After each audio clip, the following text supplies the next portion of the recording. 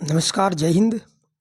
आप सभी का आपकी अपने परिवार रामाचल गुरुकुल में बहुत बहुत स्वागत है एवं अभिनंदन है। मैं हूँ रामाचल सर और आप सबका बहुत बहुत धन्यवाद सपोर्ट करने के लिए। ऐसे ही सपोर्ट करते रहिए और यदि वीडियो अच्छा लगता तो लाइक कीजिए, कमेंट कीजिए और अपने दोस्तों में शेयर अवश्य कीजिए ताकि जिसको इस क्लास की आवश्यकता है उन भाई बहनों को भी मिल जाए। तो जय हिंद, नमस्कार। आप सबके माता पिता को जय हिंद, प्रणाम। हमने पिछले वीडियो में अलंकार स्टार्ट किया है और अलंकार के हमने अनुप्रास अलंकार को पढ़ लिया। यानी अनुप्रास अलंकार के 5 भेद: छेकानुप्रास, वृत्तानुप्रास, लाटानुप्रास, अंत्यानुप्रास और श्रुत्यानुप्रास। ये 5 अनुप्रास हमने पढ़ लिया था। आज हम उसी की आगे कंटिन्यू करने जा रहे हैं। ठीक, तो वीडियो में पूरे बने रहिए। एकदम अलंकार आपके दिमाग में फिट हो जाएगा। इस क्लास को पूरा देखने के बाद अलंकार किसे कहते हैं, अलंकार कहने का मतलब जो इस क्लास में आज हम पढ़ाएंगे वो आपको दिमाग में एकदम फिट हो जाएगा। तो शुरू करते हैं आज की क्लास। शब्दालंकार के भेद में अनुप्रास, मुख्य में अनुप्रास है, यमक, श्लेष 3 और कुल कितने होते हैं? अनुप्रास, यमक, श्लेष और वक्रोक्ति, पुनरोक्ति। आज हम यमक अलंकार, श्लेष और वक्रोक्ति, पुनरोक्ति अलंकार के बारे में अध्ययन करेंगे, आप लोगों को सिखाएंगे। बाकी अनुप्रास अलंकार उसके भेद 5 भेद हमने पिछले वीडियो में आप लोगों को सिखा दिया है। आप लोग समझ गए होंगे, मुझे उम्मीद है, क्योंकि जब तक आप मेरी भाषा को समझेंगे नहीं तब तक आप कुछ समझ में नहीं पाएंगे, ना आपको कुछ समझ में आएगा। तो मेरा आपसे प्रार्थना है कि जो कुछ भी समझ में ना आए उसको कमेंट में आप लोग पूछ सकते हैं। धन्यवाद। तो पहला नंबर 1 है मतलब यमक अलंकार। एक हो गया था अनुप्रास। शब्दा अलंकार के मुख्य 3 भेद, कुल 5 भेद आप लोग याद हो गया। तो पहला है, क्या है? यमक अलंकार। यमक अलंकार क्या है, किसे कहते हैं, इसको हम कैसे समझेंगे? ध्यान से आइए देखते हैं। जब एक शब्द का प्रयोग 2 बार होता है, ध्यान दीजिएगा, 2 बार। एक शब्द मैंने शब्द कहा है, वर्ण नहीं। जब एक शब्द का प्रयोग 2 बार होता है और दोनों बार उसके अर्थ अलग अलग होते हैं तब यमक अलंकार होता है। बस एक बार ध्यान दीजिए, कंसंट्रेट होकर के एक बार समझ लीजिए। जब एक शब्द की आवृत्ति 2 बार होता है, जब एक शब्द का प्रयोग 2 बार होता है और दोनों बार उसका अर्थ अलग अलग हो, तभी वहां यमक अलंकार होता है। बस इतना सी बात है। जैसे में देख लीजिए, काली घटा का घमंड घटा। यहाँ घटा आया और यहाँ घटा शब्द आया, समान शब्द है ना, घटा। अब घटा का मतलब क्या होता है? घटा के मतलब होता है, पहले घटा का मतलब होता है काली घटा। काली घटा, काली मतलब काली, काला। घटा के मतलब बादल, जो बादल पानी बरसाते हैं। तो काली घटा कै घमंड घटा। अब यहाँ घटा का मतलब होता है कम होना, घट जाना। काली घटा का घमंड घट गया, इस पंक्ति का आशय है। तो ही कहा गया है कि जब एक शब्द 2 बार आए और उसका अर्थ अलग अलग हो, वहां यमक अलंकार होता है। मुझे उम्मीद है कि आप लोग समझ रहे होंगे। समझ रहे हैं? कनक कनक, यह कनक 2 बार आया है। ये तो एग्जाम्पल बहुत फेमस है। कनक कनक ते शोगुनी, माँ दगता अधकाय, वा खाए बहुराय जग, या पाए बहुराय। यहाँ कनक का अर्थ, एक कनक का अर्थ सोना है और इस कनक का अर्थ धतूरा है। शोगुनी, माँ दगता अधकाय, एक सोना एक कनक, तो वह खाए बहुराय जग, धतूरा कोई खा लेता है तो वो पागल हो जाता है, बौरा जाता है। या फिर या पाई बहुराय, और सोना कोई अधिक पा जाए, धन दौलत, तो भी पागल हो जाता है। कहने का मतलब इस एक कनक का अर्थ सोना से है, एक कनक का अर्थ धतूरा से है। धतूरा कोई खा ले तो पागल हो जाता है, और सोना यदि कोई अधिक पा ले, धन दौलत, तो पागल हो जाता है। इसका मतलब यह हुआ। ठीक, तो कहने का मतलब जब एक शब्द 2 बार आ जाए तो वहां यमक अलंकार होता है, किंतु उसका अर्थ अलग अलग होना चाहिए। ठीक, अभी आगे देखते हैं। शब्द आएंगे अलग अलग, शब्द आएंगे, एक शब्द आएंगे 2 बार, लेकिन उसका अर्थ यहाँ तो अलग हुआ यमक अलंकार में, लेकिन वहां अभी मैं अगले वीडियो में आगे बताऊंगा, वहां कुछ दूसरा होता है। तो आप वीडियो में पूरे बने रहिए, सब कुछ समझ में आने वाला है भाई। जब तक आप रुकेंगे नहीं, पूरा वीडियो देखेंगे नहीं, तब तक आपको पूरी बात समझ में नहीं आएगी। तो जब भी क्लास देखिए तो कम से कम पूरा वीडियो आप लोग देख लीजिए, तभी कुछ आप समझ सकते। अगला क्या देखिए। अब ये यमक अलंकार आप लोगों को समझ में आ गया हो गया, मुझे उम्मीद है। आगे देखते हैं श्लेष अलंकार। श्लेष अलंकार, श्लेष का अर्थ होता है चिपका हुआ। क्या होता है? चिपका हुआ। ठीक, श्लेष अलंकार में ऐसे शब्दों का प्रयोग होता है जिनके एक नहीं अपितु अनेक अर्थ होता है। एक शब्द का प्रयोग होगा और उस शब्द का अर्थ एक से अधिक होगा, तभी होगा वहां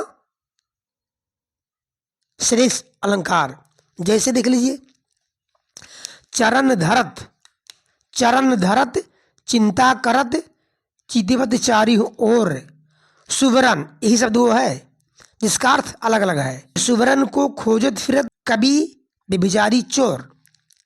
अब ये कवि व्यभिचारी चोर 3 लोग हैं, और इस सुवर्ण का अर्थ इन तीनों के लिए अलग अलग है। तो ऐसा ही जहां जिस वाक्य में एक शब्द का प्रयोग हुआ हो और उस शब्द का अर्थ एक ना निकले, अनेक निकले, मतलब एक से अधिक निकले, तो वहां होता है श्लेष अलंकार।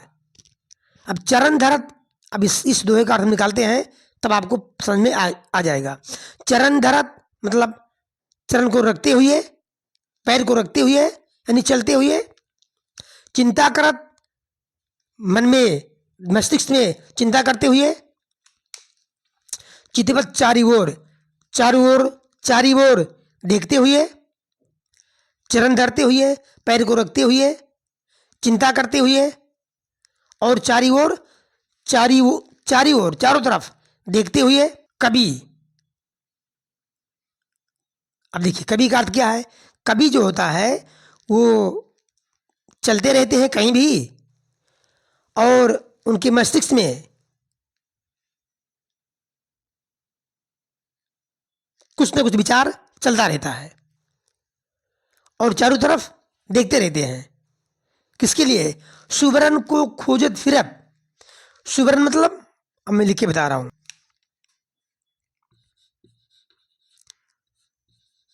सुवर्ण यानी सुंदर अक्षर।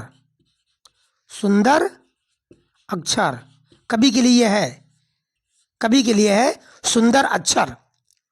अब जितना अच्छा शब्द होगा, जितनी अच्छी पंक्ति होगी, जितनी अच्छा उनका वाक्य बनेगा, कविता बनेगा, उतने ही उस कवि का महत्व बढ़ेगा।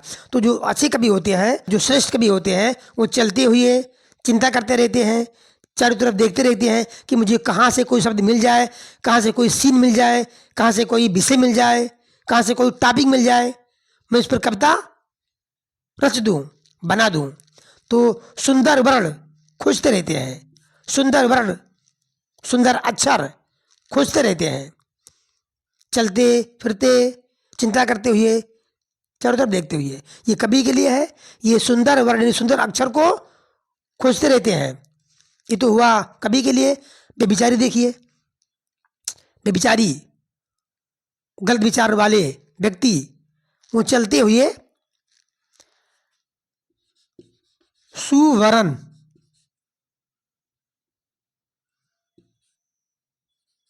सुवर्ण मतलब सुंदर रंग, सुंदर रंग,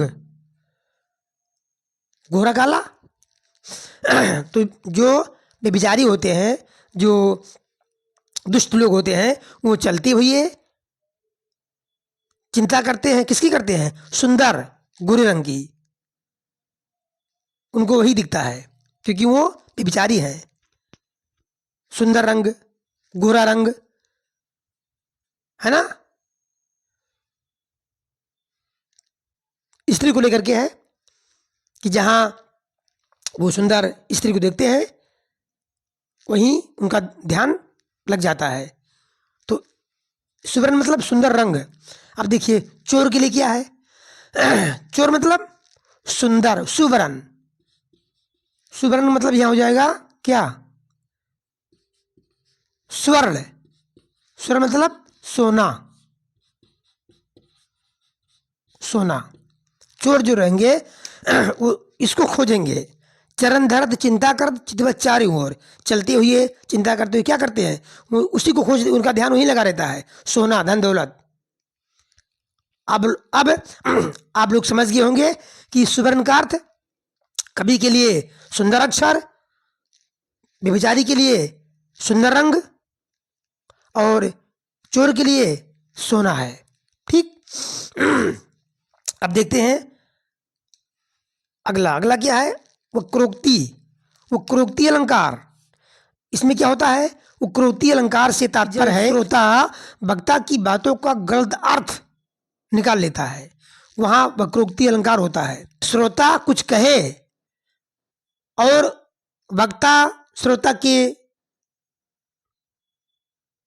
बात को उल्टा अर्थ निकाल ले, गलत अर्थ निकाल ले, तो वहां होता है वक्रोक्ति अलंकार। कहा कुछ जाए, समझा कुछ जाए।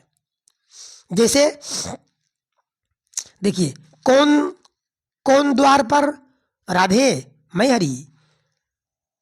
एक बार कृष्ण जी राधे के घर जाते हैं, पहुंचते हैं और वहां आवाज लगाते हैं, तो उधर से अंदर से आवाज आती है, कौन द्वार पर?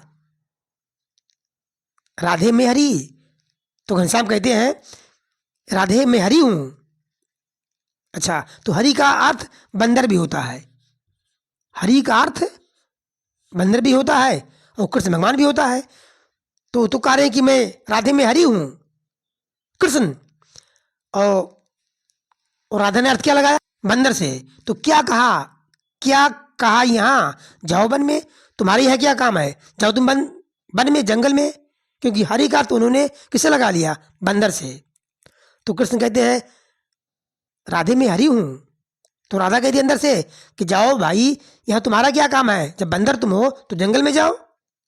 तो कहने का मतलब है श्रोता, जब श्रोता वक्ता की बातों को गलत अर्थ लगा ले, उल्टा समझ ले, तो वहां होता है वक्रोक्ति अलंकार। जैसे और देखिए, कौन तुम? मैं घनश्याम। तो बरसों कट जाए। एक बार फिर पहुंचते हैं राधा के घर, तो पूछते हैं तुम कौन हो? तो कहते हैं मैं घनश्याम हूं। तो राधा कहती है तो बरसों कट जाए। घनश्याम मतलब क्या होता है? घनश्याम की मतलब बादल भी होता है, बादल। और घनश्याम का मतलब कृष्ण। कृष्ण कहते हैं मैं कृष्ण हूं, लेकिन राधा समझती हैं कि मैं घनश्याम, तो बरसों कित जाए, जाओ बरसों कहीं, बादल हो तुम, तुम्हारा यहाँ क्या काम है? तो कहने का मतलब है कि जब श्रोता वक्ता की बातों का गलत अर्थ लगा लेता है तो वहां वक्रोक्ति अलंकार होता है। वक्र उक्ति, उक्ति मतलब वचन कहे हुए, वक्र के मतलब टेढ़ा यानी गलत अर्थ, नाम से स्पष्ट है। वक्र उक्ति, वक्र मतलब टेढ़ा मेढ़ा, उक्ति मतलब वचन जो कहा जाता है, कथन। तो जब श्रोता के कथन को वक्ता गलत अर्थ लगा लेता है तो वहां उपरोक्ति अलंकार होता है। मुझे उम्मीद है आप लोग समझ गए होंगे एकदम पक्का। अब देखते हैं अगला, पुनरोक्ति। यह है पुनरोक्ति।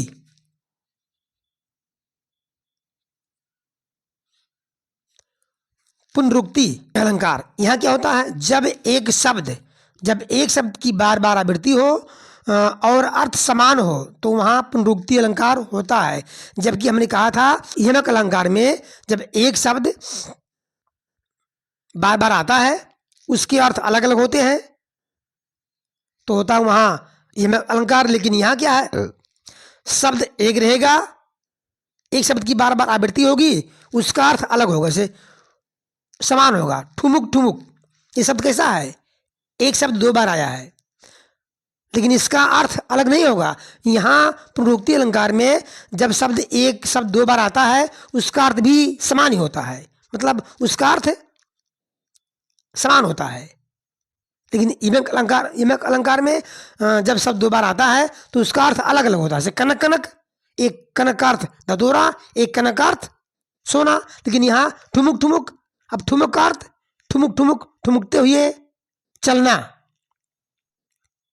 जो बच्चे होते हैं छोटे ठुमुक ठुमुक चलते हैं, मतलब लड़खड़ाते हुए, उनका चलना अच्छा लगता है।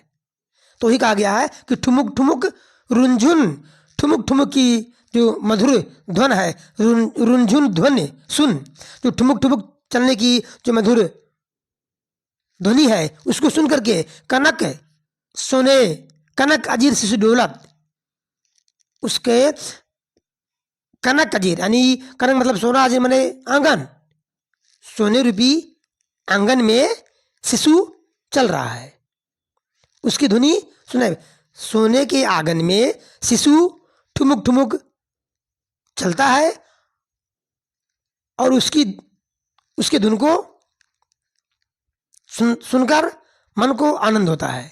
तो कहने का मतलब है कि ठुमुक ठुमुक, यहाँ शब्द एक शब्द दो बार आया है, इसका अर्थ यहाँ समान है। तो ऐसे जगह जहां एक शब्द दो बार आया हो और उसका अर्थ समान हो वहां होता है पुनरुक्ति अलंकार। मुझे उम्मीद है कि आप लोग पक्का समझ गए होंगे पुनरुक्ति में और यमक अलंकार में अंतर। यमक अलंकार जब होगा जब एक शब्द दो बार आने के बाद भी उसका अर्थ अलग अलग निकले, वहां होता है यमक अलंकार। और पुनरुक्ति अलंकार में होता है जब एक शब्द दो बार आए उसका अर्थ समान हो। ठुमुक ठुमुक का अर्थ समान है, दो नहीं है, अलग अलग नहीं है। तो यहां होता है पुनरुक्ति अलंकार।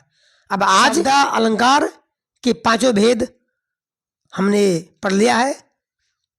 अब मुझे उम्मीद है कि आज की क्लास आप लोग एकदम पूर्ण रूप से समझ गए होंगे।